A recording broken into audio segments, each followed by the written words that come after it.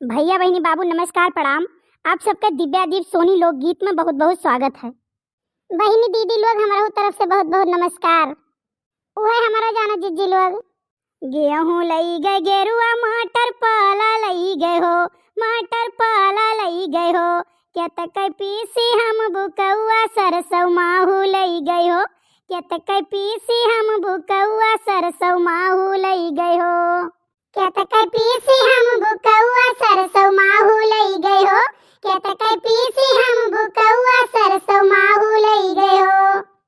सासु ताना मारई ससुर ताना मारई, सासु ताना मारई ससुर ताना मारई, तनवा उनहु मारई ना, तनवा उनहु मारई ना, जे करे सथवा से नुरदनवा तनवा उनहु मारई ना, हो जे करे सथवा से नुरदनवा तनवा उनहु मारई ना, हो जे करे सथवा से नुरदनवा तनवा उनहु मारई ना, जे करे सथवा से नुरदनवा तनवा उनहु मारई ना।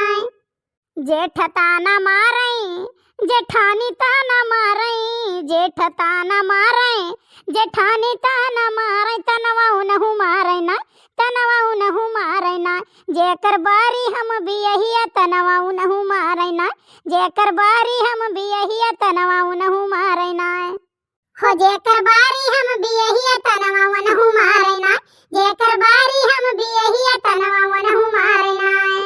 देवर ताना मारई देवरानी ताना मारई, देवर ताना मारई देवरानी ताना मारई, तनवा उनहु मारई ना, तनवा उनहु मारई ना, जेकर सथवा सात फेरवा तनवा उनहु मारई ना, जेकर सथवा सात फेरवा तनवा उनहु मारई ना, हो जेकर सथवा सात फेरवा तनवा उनहु मारई ना, जेकर सथवा सात फेरवा तनवा उनहु मारई ना।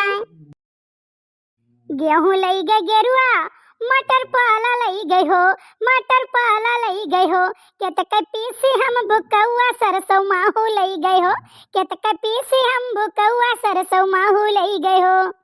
हरे ननद ताना मारई ननदोई ताना मारई, ननद ताना मारई ननदोई ताना मारई, तनवा उनहु मारई ना, तनवा उनहु मारई ना, जेकर बबुआ कई हम मम्मी तनवा उनहु मारई ना, जेकर बबुआ कई हम मम्मी तनवा उनहु मारई ना, हो जेकर बबुआ कई हम मम्मी तनवा उनहु मारई ना, जेकर बबुआ कई हम मम्मी तनवा उनहु मारई ना।